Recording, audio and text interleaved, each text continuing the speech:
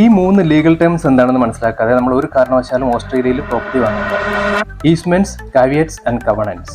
ഇതെന്താണെന്ന് വെച്ച് കഴിഞ്ഞാൽ ഇത് നമ്മുടെ പ്രോപ്പർട്ടിയിലുള്ള റെസ്ട്രിക്ഷൻസ് ആണ്. ഫസ്റ്റ് നമുക്ക് ഈസ്മെന്റ്സ് എന്താണെന്ന് നോക്കാം. ഈസ്മെന്റ് എന്താണെന്ന് വെച്ച് കഴിഞ്ഞാൽ നമ്മുടെ പ്രോപ്പർട്ടിയുടെ ഏതെങ്കിലും ഒരു ബൗണ്ടറിയിലുള്ള ഒരു ബാക്കിയുള്ള ആൾക്കാർക്ക് യൂസ് ചെയ്യുന്നതിനുള്ള ഒരു പെർമിഷനാണ്. ഫോർ എക്സാമ്പിൾ ഒരു ഡ്രെയിനേജ് ഇഷ്യൂസോ അങ്ങനെ എന്തെങ്കിലും നമ്മുടെ ബൗണ്ടറിയിൽ വന്നു കഴിഞ്ഞാൽ അത് യൂട്ടിലിറ്റി കമ്പനീസിന് വന്നിട്ട് അത് ഫിക്സ് ചെയ്യുന്നതിനും നമ്മളൊരു ആക്സസ് കൊടുക്കണം. അപ്പോൾ ഈ ആക്സസിന്റെ ഒരു ഇഷ്യൂ എന്താണെന്ന് വെച്ച് കഴിഞ്ഞാൽ നമുക്ക് അങ്ങനെ ആക്സസ് നമ്മൾ ഈസ്മെന്റ്സ് നമ്മൾ ഇതിനകത്ത് ഉണ്ടെങ്കിൽ നമുക്കൊരു സ്വിമ്മിംഗ് പൂളോ ഒരു ഗാർഡൻ ഷെഡോ കാര്യങ്ങളോ ഒന്നും ഈസ്മെന്റ്സിലെ ഏരിയയിൽ നമുക്ക് ചെയ്യാൻ പാടില്ല. പിന്നെ നമുക്ക് അങ്ങനെ ഒരു പ്ലാൻസോ കാര്യങ്ങളോ ഒന്നും ഇല്ലെങ്കിൽ അത് നമ്മളെ കാര്യമായിട്ട് ബാധിക്കുന്നില്ല. ബട്ട് അങ്ങനെ ഒരു ബാക്കിൽ കൂടുതൽ ലാൻഡ്സ് കിടക്കുന്ന ഒരു ഏരിയ ആണെങ്കിൽ അത് റെസ്ട്രിക്ഷൻ തന്നെയാണ് എപ്പോഴും.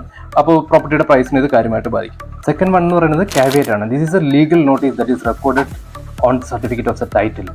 ഫോർ എക്സാമ്പിൾ ഒരു കോൺട്രാക്ടർ നമ്മുടെ പ്രോപ്പർട്ടി ആയിട്ട് പഴയ ഓണേഴ്സിൻ്റെ പ്രോപ്പർട്ടി ആയിട്ട് കുറച്ച് റെനോവേഷൻസ് കാര്യങ്ങൾ എന്തെങ്കിലും ചെയ്തിട്ടുണ്ടെങ്കിൽ അവരതിൻ്റെ പേയ്മെൻറ്റ് എക്സാക്റ്റായിട്ട് ചെയ്തില്ലെങ്കിൽ അവർക്ക് ഇങ്ങനെ ഒരു കാവിയേറ്റ് ഇഷ്യൂ ചെയ്യാം നമ്മുടെ പ്രോപ്പർട്ടി ടൈറ്റിൽ. അപ്പോൾ നമ്മൾ as a buyer we should always check like is there any caveat recorded in the title. അത് വളരെ ഇമ്പോർട്ടൻ്റ് ആയിട്ടുള്ള ഒരു കാര്യമാണ്. നെക്സ്റ്റ് കവണന്റ് എന്ന് പറഞ്ഞു കഴിഞ്ഞാൽ അതൊരു ലീഗൽ എഗ്രിമെന്റ് ആണ് that States what you can do or what you cannot do on A particular property. Normally ഇത് ഡെവലപ്പേഴ്സോ അല്ലെങ്കിൽ ലോക്കൽ കൗൺസിൽസോ ഒക്കെ നമ്മുടെ പ്രോപ്പർട്ടിയിൽ അല്ലെങ്കിൽ ആ പർട്ടിക്കുലർ സ്ട്രീറ്റിൽ അപ്ലൈ ചെയ്യുന്ന എല്ലാ പ്രോപ്പർട്ടികളിലും ആപ്ലിക്കബിൾ ആണ്. ഇത് നോർമലി ഇഷ്യൂ ചെയ്യുന്നത് ഡെവലപ്പേഴ്സോ അല്ലെങ്കിൽ ലോക്കൽ കൗൺസിൽസോ ആണ് to maintain a certain type of looks or anything like that.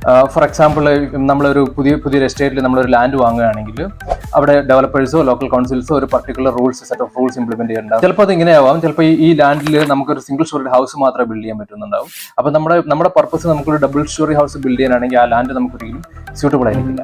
അങ്ങനെയുള്ള കാര്യങ്ങളിലൊക്കെയാണ് ഇതിൽ ഇംപ്ലിമെന്റ് ചെയ്യുന്നത്. അപ്പോൾ നമ്മളിപ്പോൾ ഈ പറഞ്ഞ 3 കാര്യങ്ങളും ഈസ്മെന്റ്സ്, കാവിയേറ്റ്സ് ആൻഡ് കവണൻസ് നമ്മുടെ സർട്ടിഫിക്കറ്റ് ഓഫ് ടൈറ്റിലിൽ ഇത് ഇഷ്യൂ ചെയ്തിട്ടുണ്ടാവും. അപ്പോൾ നമ്മൾ പ്രോപ്പർട്ടി പർച്ചേസ് ചെയ്യുന്നതിന് മുന്നേ നമ്മുടെ സെയിൽസ് ഏജന്റ് അടുത്ത് നിന്ന് ഈ സർട്ടിഫിക്കറ്റ് ഓഫ് ടൈറ്റിൽ റിക്വസ്റ്റ് ചെയ്ത് വാങ്ങിയിട്ട് നമ്മുടെ സോളിസിറ്ററുമായിട്ട് ഡിസ്കസ് ചെയ്തിട്ട് നമ്മളൊരു ഡിസിഷൻ എടുക്കുകയാണ് ചെയ്തത്.